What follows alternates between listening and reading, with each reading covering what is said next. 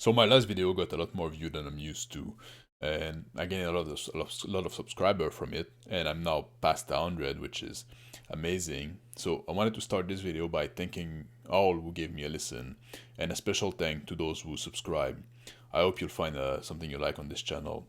If you want to know more about what I'm about, you can go to my channel. I have a video about what I'm trying to do here. So now on with this video. I wanted to talk about this news of Bank of America releasing a memo slamming Hasbro again for the bad management and focusing too much on profit and eroding customer goodwill. And this memo come out of on the just a few months after another memo that had been released of by Bank of America warning Hasbro of the bad direction that they've been taking. And granted, this is mostly about the way they manage Magic the Gathering, but this recent memo also mentioned the OGL change and the boycott to the D&D movie. So, L, you're being noticed. This notice already taking into account the recent statement by executive producer Carl Brink because of the timing of it. It was just too soon after. But that certainly didn't help customers' goodwill. And this is Bank of America saying those things, like bankster, telling us, bro, that they are too focused on short-term profit and eroding customers' goodwill. Can you imagine how bad he has to be for bankster to come out and say, "Oi there, bro, you might be focusing too much on profit. Maybe try and think about the customer a bit." Must really mean you reach like another level of scumbaggery. And Bank of America said in their memo that Hasbro stock could see another 29% drop. And Hasbro stock is already in the shitter right now. And we know that Wizard of the Coast is the cash cow of Hasbro. They bring in 20% of the Hasbro's revenue, but 70% of its profit, most of it through Magic, which they have been screwing quite a bit as well. But this leads me to wondering, are they doing that on purpose? Are the executive at Hasbro actually trying to tank the stock? I don't know. But it does make me wonder if there's like some sort of foul play happening here. There's this old saying of don't attribute to malice what could be explained by stupidity. But I know this saying is a bit outdated.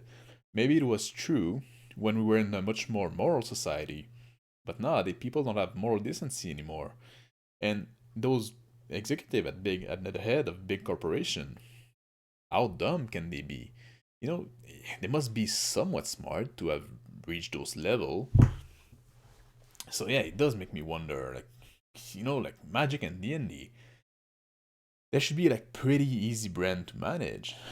And you know that we know that the people at a lot of the executive there are not gamer at all, and many of them they are barely aware of the brand that they have to control of, and they don't know about the people in the community in those brands. But it should be like being on cruise control. But they keep making the wrong decision time after time. Maybe turning Dungeon and Dragon into $1 billion brand, it might be a bit unrealistic because it's mostly GMs buying books, and there's a limit on how many books they can buy, especially when the books are so bad, because fundamentally we don't need that much. Role-playing game is the cheapest SOB there is. I can hardly think of something else that'd be cheaper to give you so much hours of entertainment. But still, it should be possible to turn a pretty decent profit with freaking Dungeon and Dragon. The brand is synonymous with role playing. It's the 800-pound gorilla in the room that everybody has to navigate around. As long as Hasbro lives within its mean, as long as WotC lives within its mean, it should be easy money. So why is Hasbro valuation thinking so much? And why is Bank of America feeling the need to raise a red flag a second time in a row like that in a few months? Is it stupidity or is it malice? I don't know, I can tell for sure. But I do have a hunch that something is afoot here. Is Hasbro maybe they want to, I don't know, do a share buyback, or maybe WotC is going rogue and trying to sabotage their parent company for some reason.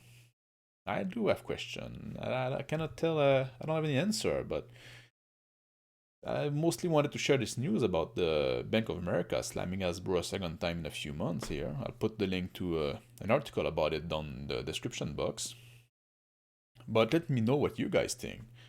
Could such a nosedive just be due to incompetence? Or is there a way we can figure that out? Let me know what you think down below. I think the situation we should keep an eye on. And, you know, I wonder at one point, will the shareholder get fed up with this bad management? We know already that Hasbro announced that they were about to lay off about 1,000 people. Will the head of a WotC be shown the door? Maybe your friend Kyle will have his wish fulfilled and he will be out of the hobby sooner than later. Let's have a discussion about that. Thank you for watching and have a good day. Take care.